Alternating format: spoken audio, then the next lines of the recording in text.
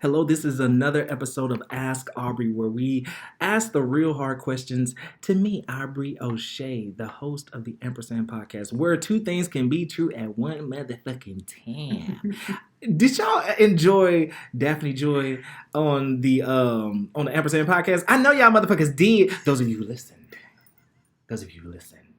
Okay, and if you are listening to this, motherfucker, like and subscribe. Like and subscribe. And guess who I got? Guess who said and applying her lipstick? Daphne is with me again. Hi. For an episode of Ask Aubri. Ain't y'all excited? Hi. Y'all excited? What did I tell you about that note? The last episode. Shit. I don't need B. Simone coming to me. B. Simone.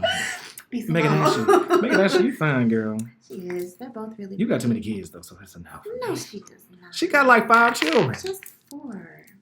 I think. One less 4. than 5? I think Maybe. she has 3 or 4. Ooh, And they're adorable. that's too much. Okay. They're adorable.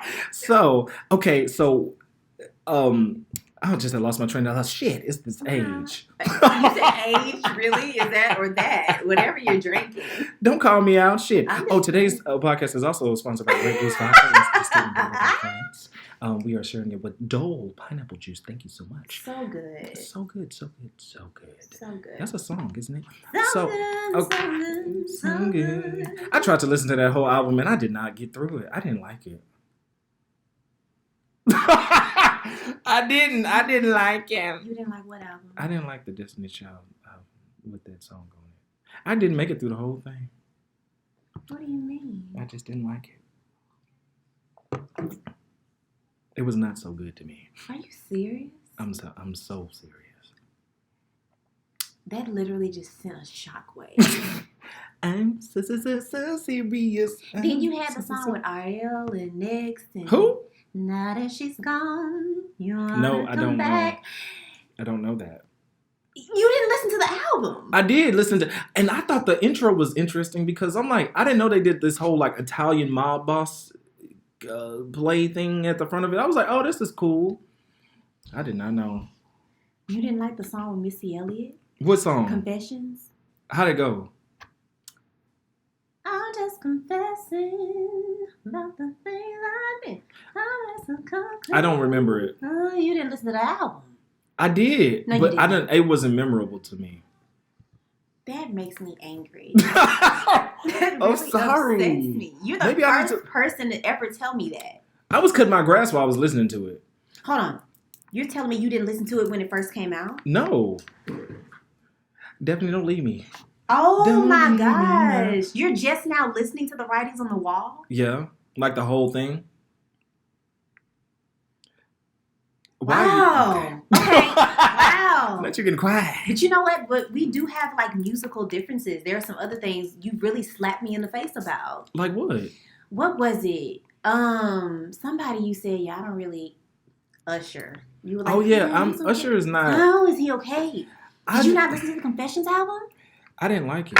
I don't really. I'm not a fan of the 2000 sound. I need an IV.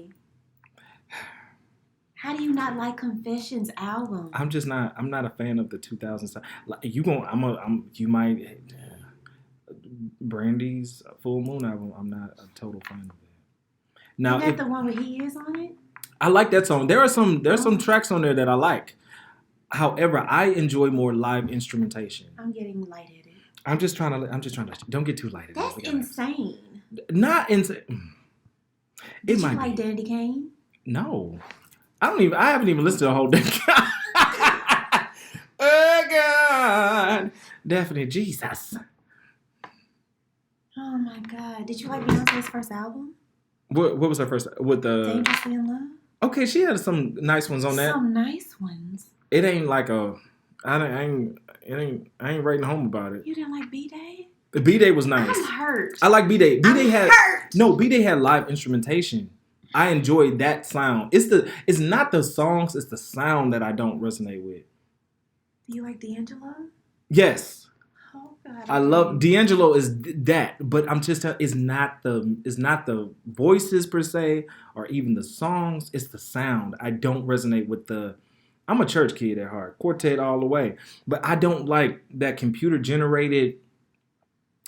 I don't like that. It just sounds. I don't know. Like I got a digi pocket in my. I don't. It sounds nanotech. I don't know. It's not analog enough. I like warm, full sounds. Like music from the 60s, 70s. That's the type of sound that resonates with me. So the music scape of Destiny's Child was not interesting to me. If it was played with live drums and horns, and I would probably be more interested. Oh wow. Or if it even had a different feel to it. I don't like the early 2000s music. I'm not a fan.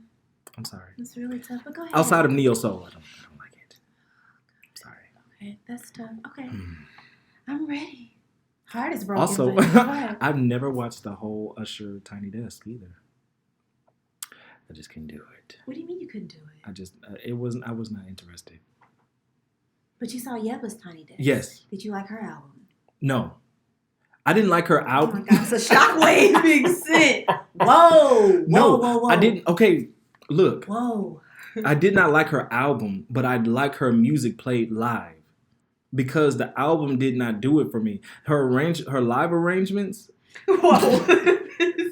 I need you to listen to me. Her live arrangements were better to me than what was on. They typically are though. Live arrangements typically are better than. But that's why I didn't like That's why I did not like the album. I was disappointed and underwhelmed by the album. I thought it was going to go in the direction of Distance, but it did not. I know, but her album was really just about grief and her mom, so that's really what the album was. Yeah, I connect with more of the soundscape first, and then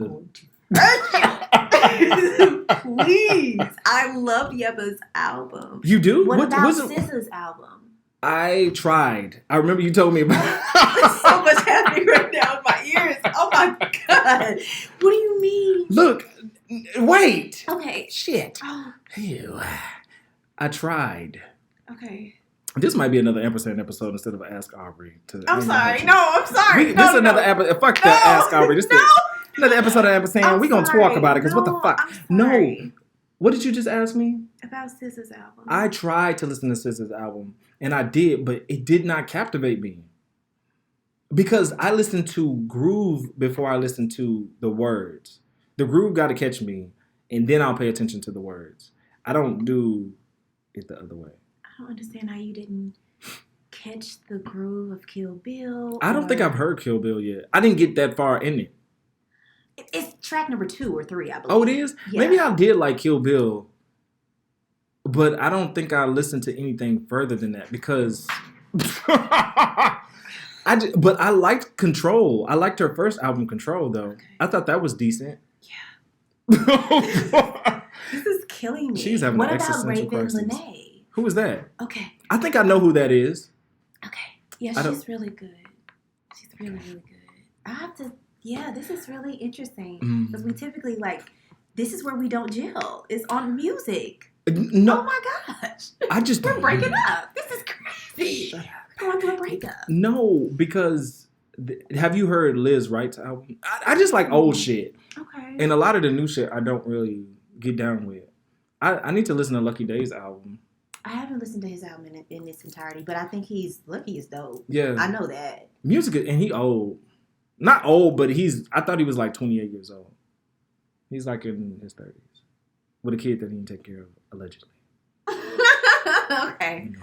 Okay. That's okay. Yeah, he is older. Right. Than your typical artist. I guess. I don't know. Everybody. And I kind of like the dupe because he kind of pulled the wool over everybody's eyes. He never said his age. And by his stature and his physique, you would think he was younger in the way he dresses. However, he's like grown. But a lot of people in the industry intentionally don't say their age. Yes, which is smart. Actors. Did you know I just found out that Tabitha Brown is younger than Tia and Tamara? I saw that. What do you think about that?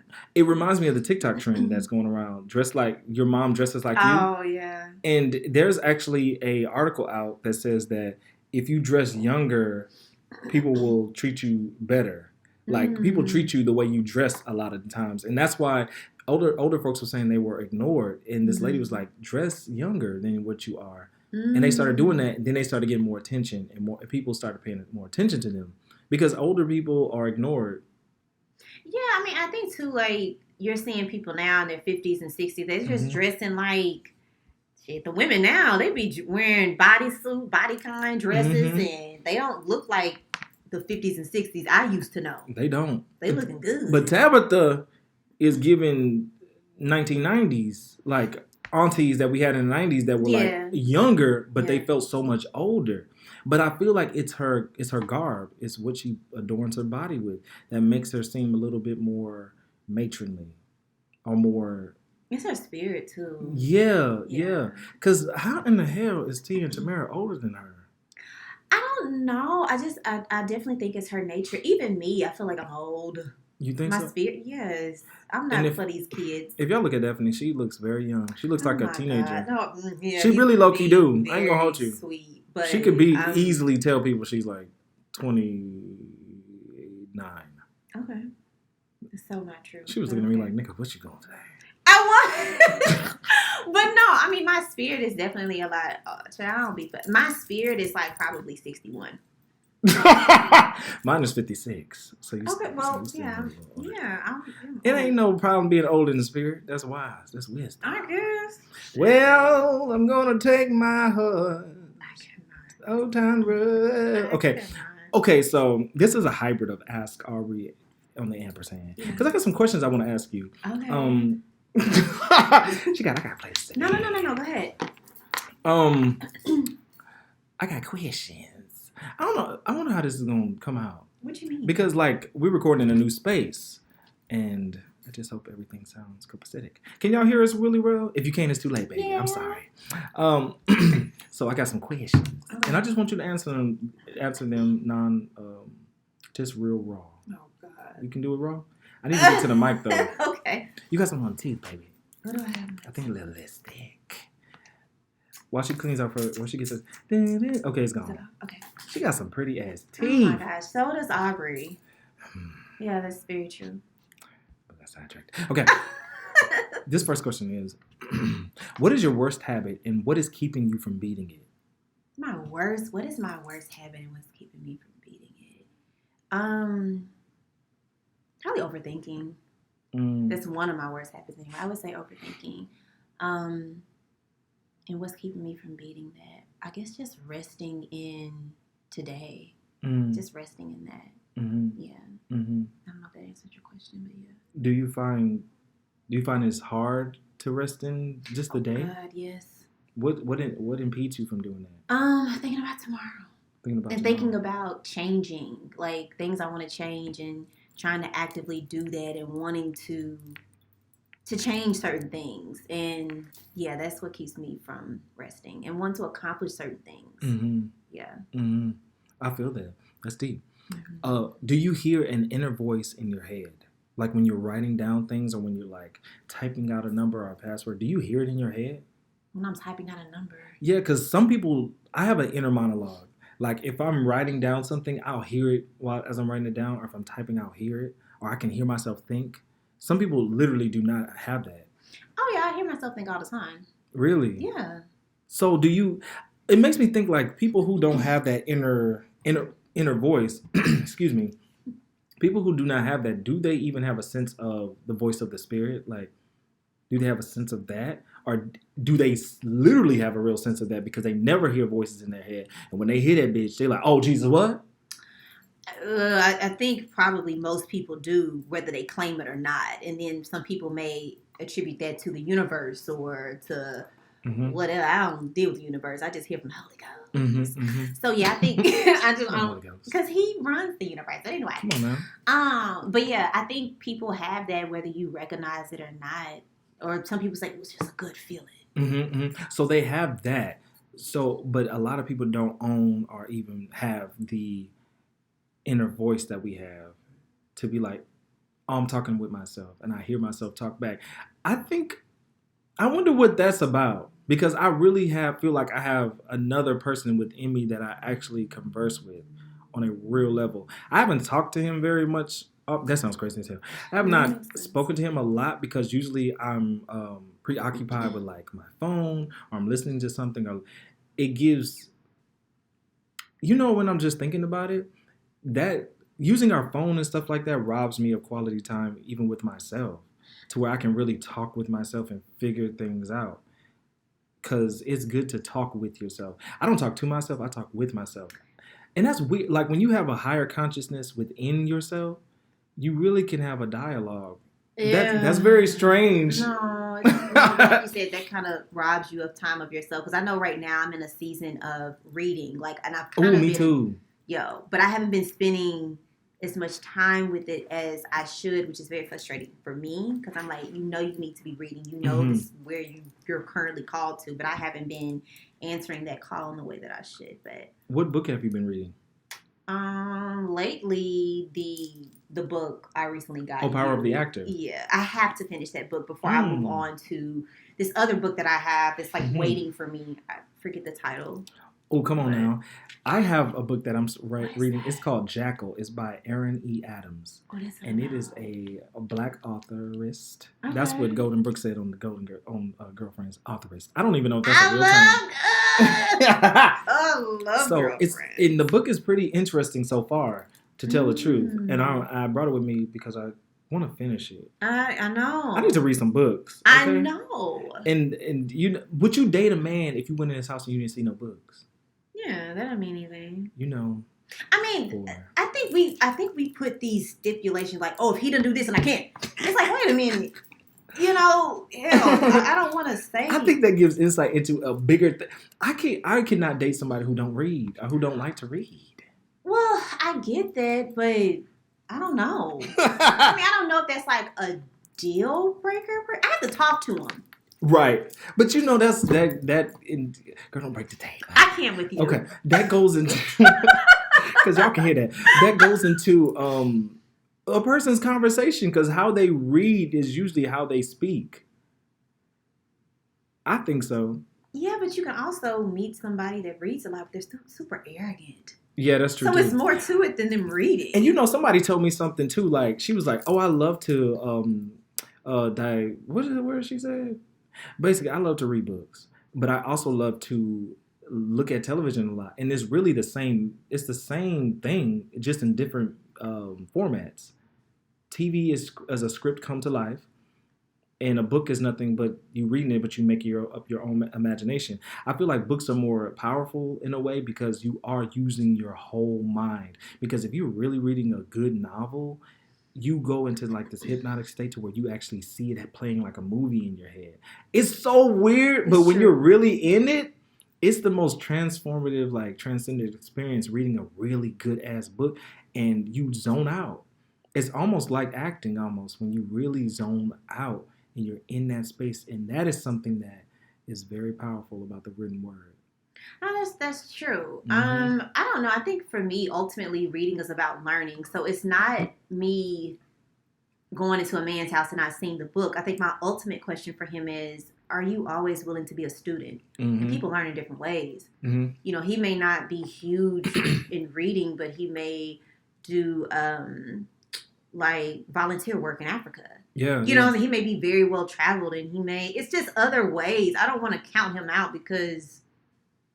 Do you read for enjoyment, or do you read for just learning? Both. I heard that. Do you remember the last book you read for enjoyment? I don't care how long it's been. You know what? I think off the top of my head, there was this book called The Black Millionaires. The First Black Millionaires. And it focused on like the first 5 Black millionaires in the U.S. And it took me through each of their stories and what they did. I'm sorry. You don't have to tell her to get in the mic because we want to hear what you're talking about. Yeah, it was called something about the Black millionaires. It was super interesting, and just learning about their stories and where they were from and what they did for their occupation. I've read a lot of like race relations books because that's kind of my background as far as my education. What's your education in? My bachelor's is in communication and my master's is in journalism, with kind of like a background with race relations or ethnic studies or whatever. That's cool. So. I did not know that she had a master's degree. Ain't that about a bitch? Yeah. It is not pinned up on her wall at all. You got a master's degree? That's not. Ain't that about a bitch? Yay. It's not that. That's wild to me. It's really not. I hear so many people with masters be like, they're very just like. candies. Like let's talk about our favorite candy. Like that's more interesting. Like, are you into Twix? Are you into chocolate? Are you like Skittles? But you know, tropical? it makes me think like, why in the world do Black people study Black issues? Shouldn't you would think it would be the other way around? But we're the one reading white fragility. We're the one reading the slave syndrome, post-traumatic slave syndrome. We're the one reading these books. And it's just ministering to what we already know. But maybe it's giving us language to what we sometimes cannot express. Well, I mean, I think Black history is so, like, broad and it's so even outside of slavery and what we went to. What is happening right now? Your water? Oh, yes. Yes, you can. I think it's just, it goes beyond that. So for me specifically, I went over or studied more into, like, Black history in the media and how that played out. And I learned a lot about the Black Panther Party, and that was super interesting for me. So, and it's so crazy how the Black Panther Party was actually a help for us in so many ways. And they're painted as these like criminals and vagabonds and stuff like that, but they were actually helping us. I love what they did for their community. Can you tell us two things that they've done that impressed you?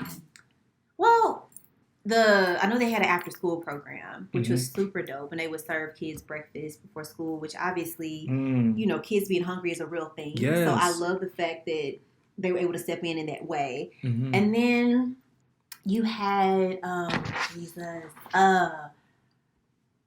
Chairman Fred Hampton. That's like another person that comes to my mind, and he was super young, but was able to, I want to say he founded the Rainbow Coalition. Really? And was able to connect with so many different communities outside the Black community to bring people together just with his voice. So, if I may, can you tell us what the Rainbow Coalition is? Oh gosh. Like in a nutshell? Aubri, I want to say it was with different communities. I believe that's why it was called the Rainbow Coalition. So he would work with like even some of the white people that were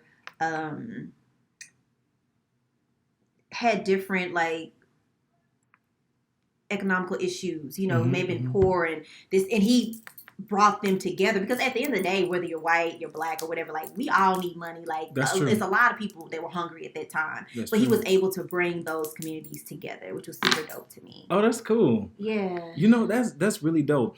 With your degree in media, like I know you have an idea of how it really shapes the way regular people see everyday life. And honestly, media is really an art form at the end of the day. And that's one of the art forms that causes the most damage or creates the most beauty. And a lot of times the damage reaches way farther than the light it can bring. And it brings me to thinking about the Black Panthers because how the media has colored them. It's such a disservice to what they actually were and what their actual goals were. We think they are some type of like a January 6 folks trying to insurrectionists, and they were not. They were actually like evangelizing in a way and turning the world into a better place for our people.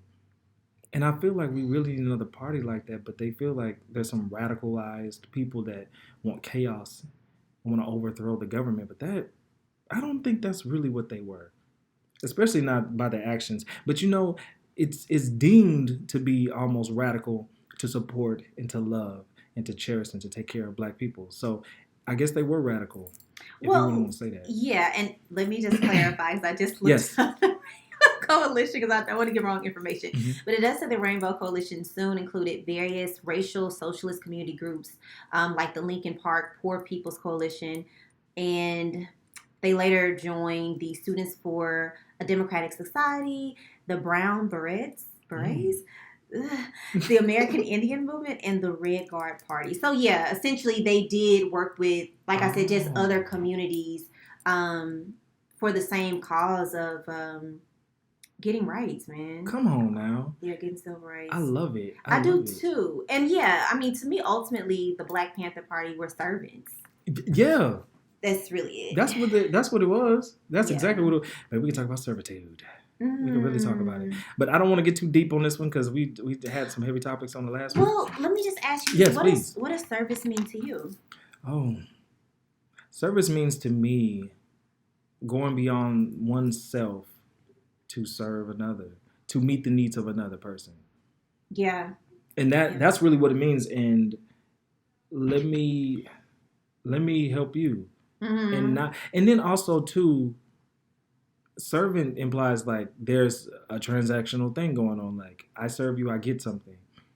But maybe the better word is maybe ministry.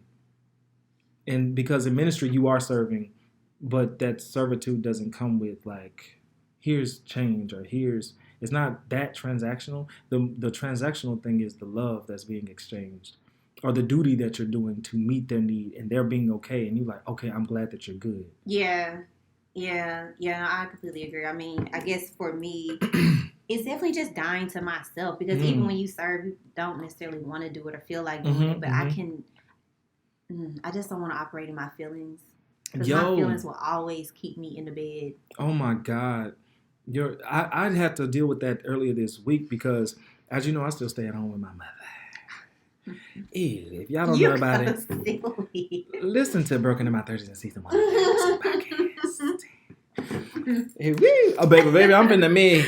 But my sister, she was like, it was a lot of drama going on. And then she started kind of like low-key going off on me, talking about, I ain't about to argue with nobody that's still living at home and ain't. I was like, I could have got in my feelings because it did hit a spot. I'm like, yo. And it's that spot of like feeling like less than and like, okay, I haven't had my own place or whatever, whoop-de-doo. But then I have to get out of my emotions and look at the facts. Girl, you can't talk about me. I ain't gonna put your business out here. But if I really look at what I've accomplished, regardless of my living situation, I've done a fucking lot. Yeah. A fucking lot that I'm very proud of. So you can't talk about me. I just looked at somebody that was sweeping the front door of their tent on Skid Row and had a camera. I'm like, girl, how can you pay your cell phone bill? What the fuck? Some Asian woman dropped off some bagels and a banana, like literally, and she was taking care. I said, "Thank you, God," and I rolled over from in my bed under my mother's roof. Yeah, it was okay. Like you can't make me feel bad for having a place to stay. Yeah, and people will judge you when their life is in shambles. That's very true. And I'm just like, you might be able to comfort me with that, but if I might feel my ego might even feel bad about that. But let me tell myself the truth. Because the truth is always going to outweigh the way you feel. Your feelings are not always anchored in reality. And when you know your feelings are not anchored in reality, you have to be real with yourself and be like, yo, these are the facts. You may be staying at home, but you're not this. You're not that. You're doing this. You're doing that. And I had to talk to myself and I said, what I will not do, I'm not going to say I don't care because that's a lie. I'm going to say I won't care. I will not be affected by this negatively. I'm going to look at this from a bird's eye view. And that's what I got to do a lot of the times. Because, baby, people's opinion will have you moving out before your time, struggling. Oh, that's very true. I mean, and for me, sometimes, I mean, my feelings may be true. But it's like I just decide. I have to decide, man. I have to make a choice every day of, I guess just overcoming that. It really is a choice. And I honestly feel like feelings are always true. They're always real, but they're not always rooted in reality. They're not always rooted in facts, which is the cold, hard truth. I might feel like you don't like me based on a lot of things, I've seen. But the truth is, I just might be insecure because you never told me that you did not like me, or you never showed me that. I just might have a day. Right. There's days when I met people that I'm like, dang, they got a bad attitude. They ain't no bad attitude. Yeah. Or at least it wasn't about me. Yeah. Took it personally. And especially in this situation, feeling bad or feeling insecure, feeling less than, those are real feelings. And I can let that take me down a total wormhole, a rabbit hole, and be feeling bad. Me trying to move out tomorrow. Truth, talk to me right quick. Hear the truth. Yeah. And Ampersand, you can honor your feelings and still honor the truth at the same time. I think that's being real with yourself and being like, oh, I feel like this because this is where I want to be. I thank you for this contrast in this situation because it's doing nothing but pushing me into where I want to be. I shouldn't be too comfortable right here because this is not my resting place. This is a place where I get sleep, but it's not my resting place. I shouldn't think. I actually appreciate my sister because I'm like, oh, she's giving me contrast right now to the situation. Oh, I'm getting too comfortable.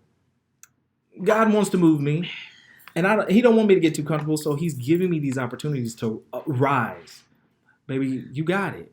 Thank you. Mm-hmm. Thank you for these feelings. I'm glad I do care a little bit because I'm glad you got me a little bit. But here's what's really the truth. You're not gonna make me feel less than. Yeah. You're gonna motivate me to move forward. Yeah. That's what that is, baby. That's dealing with the truth. Oh, that's heavy. Hell yeah. That's heavy. That's heavy. Baby, you got to. Well, let's move on to something a little lighter. Like what? No, I mean, but it's real. It's heavy, but it's real. It is. Yeah. It is. Yeah. And that's the one thing that in my life, I got to get real. I've lied to myself so much because I want to be this good person. Jesus even said He wasn't good. He said the Father is good. So if Jesus is not good, what are we?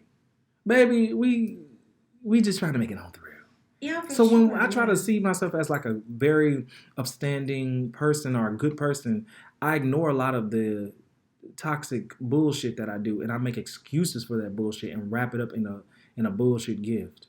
There's been many instances before becoming self-aware that I'm like, oh no, I meant the best for that person. Oh no, you were jealous. Oh no. Brian. Yeah, it's no, you were jealous. That's why you did that. Oh, I'm not jealous. That's lower than me. No, you felt like that. And you operated because of that. And then you try to put it in I just want to know what was the best for you were jealous. Yeah. I think there was a pastor that was talking about this too, like the feeling of jealousy and how that's something we don't want to feel, but it's a real feeling. And you just recognize it and move on. Oh shit, I was jealous. You do. And you gotta and I have to check my behaviors that's a result of the way I feel. Mm-hmm. And not blanket it in bullshit. I do that too. I've done that so much. And being real with yourself it hurts your feelings because you're like, God, I thought I was better than that. You know, like yeah. I thought I was better than that. But baby, it's not that you're not. It's not that you're less than. But you need to be real with yourself to where you can curtail these behaviors before. You can get your emotions in check before they become behaviors that you have to ask for forgiveness for. Oh, that's good. You feel me? Yeah. Because I don't think the feeling is the sin. It's the behavior that's the sin that we have to ask forgiveness for. Yeah, and the reactions. It's the reactions. Like, I want to be in a place to where I can really respond more than react. React is nature. It's truly primalistic. Response is more higher thinking. Animals react all the damn time. Yeah. How do you get to that place though? Self-awareness. Yeah. Checking yourself, really being real. Having somebody around you that's going to enlighten you and call you out on your bullshit in love. I think that's the way. And when I tell you I talk with myself, I feel like the Holy Spirit and me have a dialogue. Absolutely. Because He really enlightens me on so many things. I got high one time, which enlightened me. That was a paradigm shift for me. I remember you. I'm telling you, it's this girl I was talking to, and I was like, oh, I was being emotionally manipulative. Really? Mm-hmm. Sure was. How does that show up for you, though? Saying I want to be with you and doing everything that constitutes that, but then moving in a way that's the antithesis of that. I know, but I guess, like, what even starts that, though? Like, what even, I don't know, makes you even want to move in that direction? Wanting to please people. Got it. Mm-hmm. Yeah. I didn't want to hurt her feelings. I knew she liked me a lot. Mm-hmm. I'll do that for you. I'll be that. That's what that really is. When you come to terms with you being a people pleaser. Yeah. And it ain't rooted in pleasing people, honestly. It's rooted in not wanting to be unloved for me. Yeah, and then not wanting to disappoint others, and then wanting to give what maybe you've never received, or you don't receive consistently. Mm-hmm. Yeah, I've been kind of working on that within myself, like really asking myself, like, okay, why are you doing this? Mm-hmm. And is it necessary? Mm-hmm. And even doing it for people that they probably don't even care if you do it or not. Like, these aren't even important people in your life. Like, why are you trying to go out of your way? I'm telling you. Yeah. And one thing that was sobering for me is like, you really care what people think about you. Mm-hmm. You want to be perceived as this person. You are your own PR firm, and you're trying to contort this thing for you to where people can be like, oh, Brian, he's a good. No, you might be the villain in somebody's story, and that's okay. That's okay. Mm-hmm. You're not going to be perfect. Mm-hmm. Maybe there are people today. I ain't gonna say no names. Mm-hmm. Mm-hmm. The name starts with an M. I'm the villain. I don't think you're their villain. I don't think you're the villain. Mm-mm. Definitely don't talk about it. Yeah, being the villain in someone's story. I want to say if I'm, which I'm sure at some point I probably have been the villain, it's been because of like you said, being in those situations where somebody may like you more than you like them, and then, but I haven't done that in a while. I don't really do that anymore. Yeah. Like I kind of don't engage anymore. Yeah, that's what I'm dealing with too. It's hard because I don't know what to do. Like, but I'm going to be like, I thought about it. I think that we're better off as friends. You do that. That's your thing. What? Like, instead of saying, kind of like with the situation we were talking about yesterday, and I was like, I told that person. Yeah. And you were like, well, sometimes I say I'll think about it, knowing good damn well that you thought about it in that moment, and you don't want to move forward with it. But instead of you being like, yeah, I don't think this is, you think about it, but that's like your cover for something you already know you don't want to do. Right?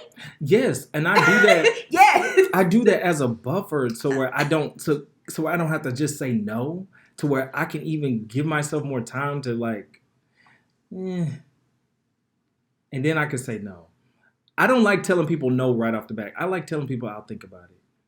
No, and sometimes that's fair. Like, depending on what it is, you do need to think about it. Like, I got somebody that I have to do that with today. Like, I have to be like, I don't mind helping her, but I'm just like, I told her, I just told her that I don't have much time. I've got a lot going on, but I don't mind helping you, and we can do this instead of that, because she wants me to be a part of it. And I'm just like, that's not what I see for my life. But I don't mind helping you because you really want somebody to help you. But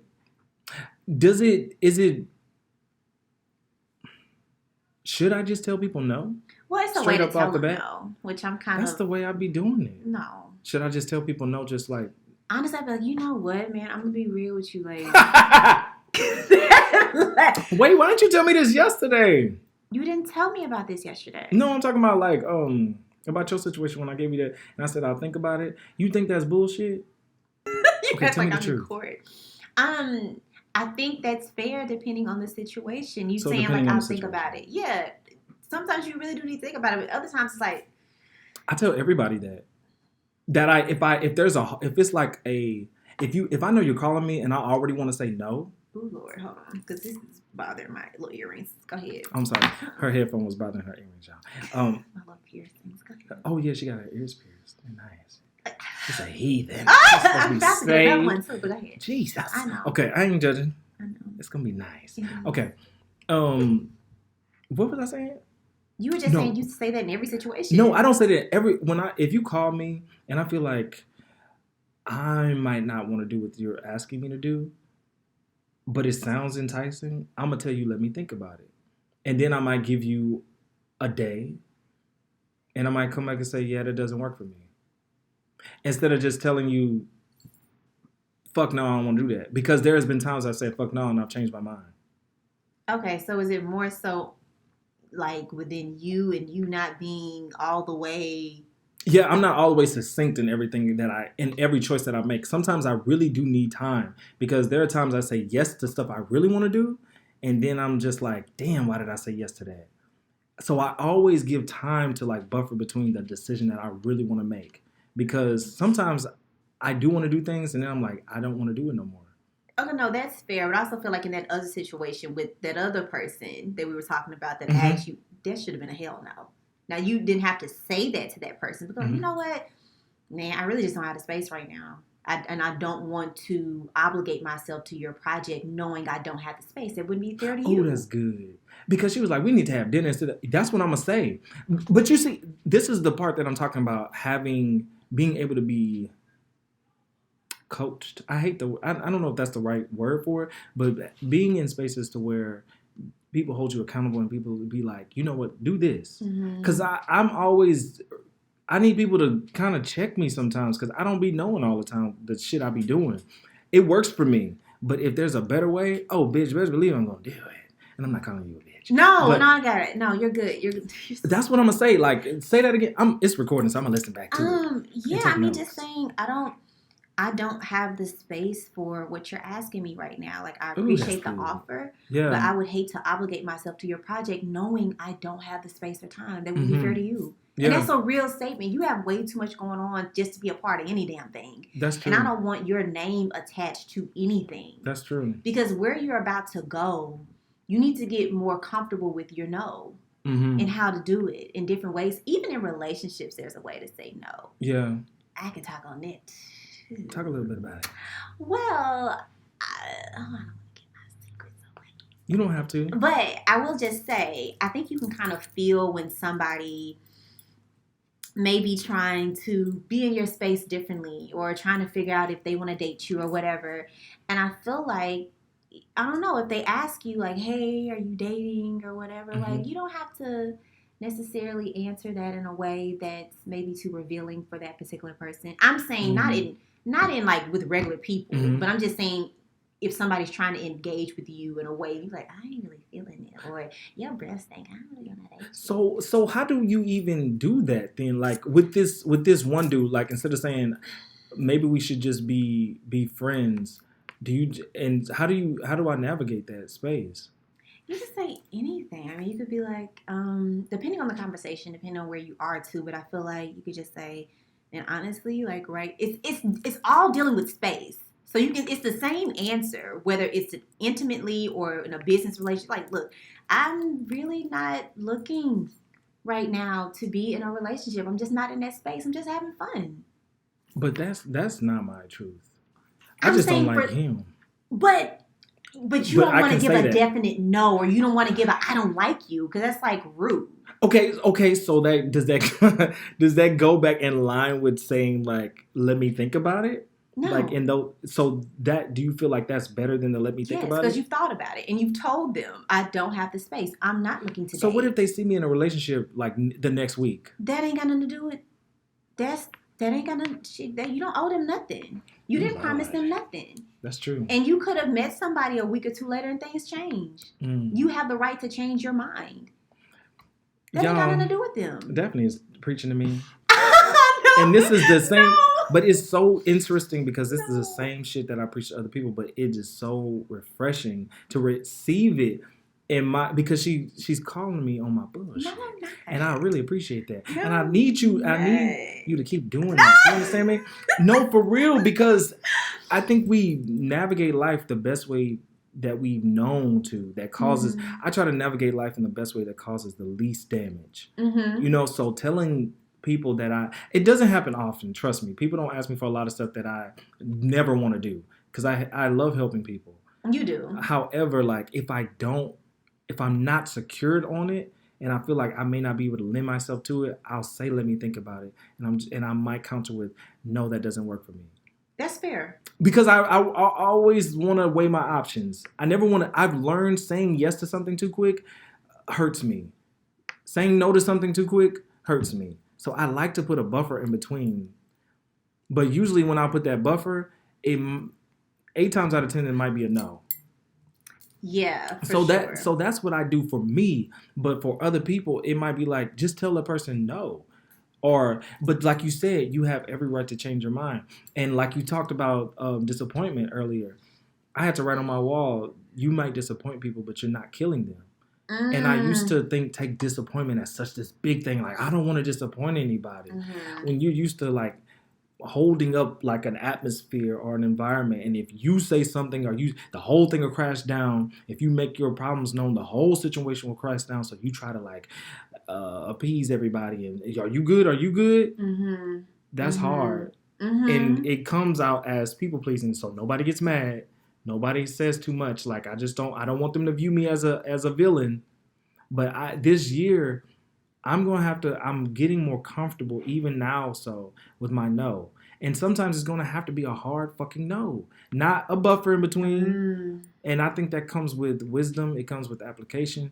And I'm going to do my best to start saying a hard no. I don't think that works for me.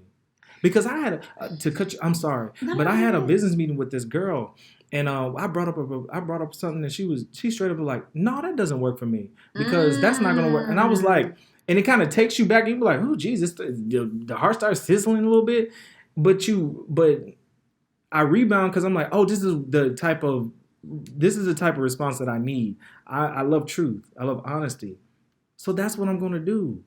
Yeah. That's exactly the decision that I'm going to make because I feel myself regressing and going back into this situation with this other young lady and making myself available for something that I really don't even see any promise in. And I just want to do it just because this person needs help. 2 situations, honestly. This one singer wants help with her like social media shit.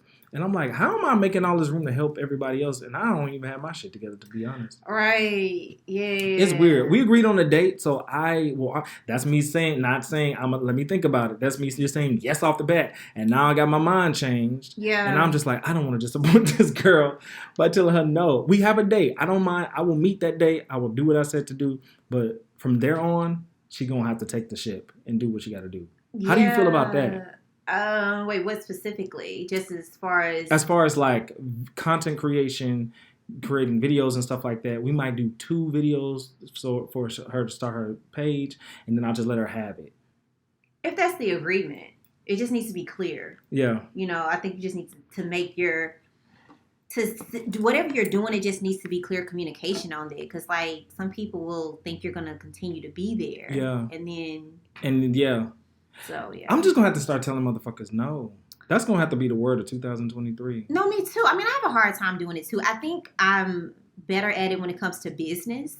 Like I think what's funny with the meetings that, you and I have had about certain things, I think we're pretty clear on how we move and what we want to do and how we want to do it. I don't think that's interesting. I think for me, it's more so a struggle personally. But with business, I'm like, yeah. Even the other day I had to tell somebody, for me, this is what works. That really doesn't work for me. Yeah. So it seems like you can navigate that better in business, which is a really good thing, right? I feel like it is when sometimes they intersect, like when the business side. Oh, Lord. It's hard for me to disappoint people. I'm like, that's tough. I don't know. That's really tough. And that goes with working with your friends. And it does. It does. Ooh, that's a whole other topic. Do you ever get like free from people pleasing and shit like that? I think it's a disease. I don't know if you ever healed from that shit totally. I just think it's something you actively work at daily. But I've gotten better at it. I hope. Yeah. I think so. I hope I have. I hope I just get better. Like, I think the people that we really hold close to us, we want them to have a good sense, or view us in a good light, and we want to impress them. And that's how I feel a lot, especially concerning you two. Like, I want to move in a way that I can, that you can be like, oh, okay, cool. Like, I hope I'm not moving like no crazy ass way. You be like, this nigga's a munch. What you mean? You thought I was feeling you? You're a munch. You thought I was feeling you? I ain't no munch. Well, I am a munch. What do you breakfast, mean? Dinner, and lunch. No, but I can't. I just want to arise to a place that, I don't know. I do know. I want to arise to a place that, like, I can't think of the word, but that really acknowledges the best part of me. I want to become the best part of me in this world. I always want to be the best part of me, even though it might be grating to some people, even though I might be off-putting. That's a chance that you got to take to become the best part of you. And that's saying no to a few things. Like, I thought about it, and I'm open to having dinner, but there's only so much I'll be able to do for you. Because I don't like to cut people off, just castrate a situation, because you just never know. You might have to cross that bridge again. But there's only so much I'm willing to do because I'm still working on my own stuff. Even though we're doing the same thing, even though you might want to merge, even though it makes the most sense, That's not what I'm feeling in my spirit. Yeah, man. It's nothing but another bridge to your better self. Yeah. I'm just like, I got to take another step because I'm not. Every single time I think I got it in the pocket, something will come by. I'll get a word from Daphne, and she'll be like, and it'll convict me. I'm like, oh, I got more work to do. Let me take this another step. Stop. No, but this is what iron sharpens iron. This is what these relationships are meant for. It's not just meant for the shits and the giggles. That's very true. It's meant for the ascension and the bettering of yourself, and that takes a pruning. If I can get all out the mic, that takes a pruning, and it takes doing better shit. Yeah. Seeing yourself. Yeah. It's uncomfortable. Yeah, for sure. But I mean, hey. You know what? And just, I guess, a random question: how do you feel about doing business with friends? I don't think that's always the best idea. I know. I just don't. I know. Especially if. I know. I don't know. I know. What you know? I don't know. You got a lot on your plate. What you No, I just feel like as long as the friend can, I don't know, be able to turn that switch off and turn it on, or kind of put on that other hat. Because I feel like even with you and I, like, we've had certain conversations, but it was strictly about what we were talking about, and I was able to like truly hear your thoughts, and not. I'm not saying we weren't friends in that moment, but like we talking about business. Like, I don't have time. Yeah. But I just hope it's just hard to find people who can wear that hat. True. You have to almost have the same sensibilities when it comes to that, and not take things so personally too. And that's the thing that drowns a lot of relationships, especially friendships. Yeah. You're not cut out. You can't separate the business and the personal, and that's why we can't make it. And some people don't even have the same drive that you have. Like me and one of my best friends, Jesus. Like we tried to have so many business endeavors, and it just never. I always end up doing shit myself. Not that I really want to. I would love to have a co-conspirator. However, they don't have. It doesn't work out. I know. It don't work out. I know. And it's okay. And like you said, someone matching your drive. The business, Daphne, is definitely on go, and just finding someone that can match that energy. And then finding someone that you can rely on. And let me tell you something. It's all kicks and giggles and fun until you start talking about money. And then that's when stuff gets flaky. And then what if we don't agree on how much money should be spent? Or say we agree and then I pay for it and you don't give me my half. That stuff happens. Now, thankfully, in the situation that that I'm in, like, we haven't had that. We haven't had that issue at all. Oh, that's a blessing. That is a blessing. Because you fall out with somebody real quick over money. That's true. So, yeah. My thing is like kind of creative ideas and like concepts. Oh my gosh. Because my aesthetic is different than some of my good friends. And I'm just like, I don't see that. That looks tacky as fuck. Yeah. And they might like it and I just might acquiesce. I'm just like, just go on and just do it. Yeah. And be embarrassed. And be like, Lord. Like, I ain't gonna talk about Tyler Perry. But if he was my partner, I'd be like, nah, Tyler, I know you want to write every episode. Oh, yeah. But can we please? Let's bring in the Backyardigans and maybe they can give us a little team. He has other writers now, though. On some That's a blessing. You know how I feel about TP. I love me some TP. I do. I just made a tweet that said he is really a legend. Oh, yeah. I was looking at Diary of a Mad Black Woman. Yeah. Brilliant. Yeah. Brilliant. Like, ahead of it. Like, Eddie Murphy, he really took the torch with, like, multiple characters and, like, flushing them really out and giving them... I just don't know now. I think sometimes he has that symptom of, like, controlling everything. Like, coming from that space and doing so much at such a high level, you feel like, okay, if anybody else touches this, it's going to fucking fall to the ground. I mean, and that's a fair way to feel. True. Because people will drop your ball. They will. And like you said, he had to do everything on his own. But I will say, he has an audience that he. That's very true. And that's he panders to his audience, and that's real good marketing, honestly, because he has not left them people alone because he knows those are the people that's buying the tickets. Those people that's gonna fill up them stadiums. Yeah. That's smart. Real shit. Yeah. And now he's kind of venturing out into other stuff that he wants to do that is a little bit outside of his norm. But hey. That's true. That's so he built true. his foundation and got his coin. My God, on today. I can't with you. I cannot with you. Okay, so this episode started off as an Ask Aubri, but it ended up as a whole Ampersand episode.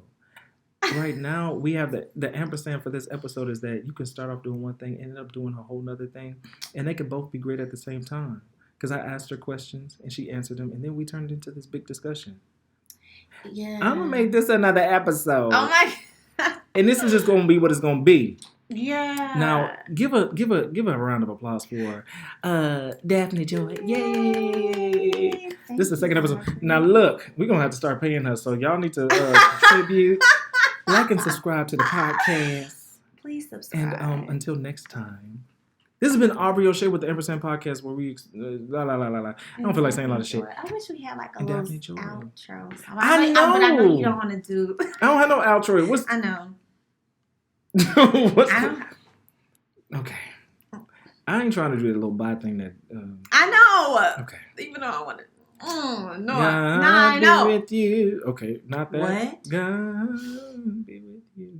I don't know that. I know it, but I don't know it. You didn't know you're all on the altar. Until we meet. Is your all on the altar? Mm-hmm. Is your all on the altar? I hate the way. Is that Is your all on the altar? I hate this. Is that how it go? Is your all on the altar? Hey. No. It is not. Oh, Jesus. My all is not on the altar. Oh, but imagine if all of our all. Ooh. My God, on today. Away. He probably would take you up like Elijah or Elisha. On that note, this has been an episode of the Ampersand Podcast. I don't know. Fuck. That's okay. Tune in next week. Bye. Bye. You better not know. Oh, just cut it off. Okay. Bye. Bye.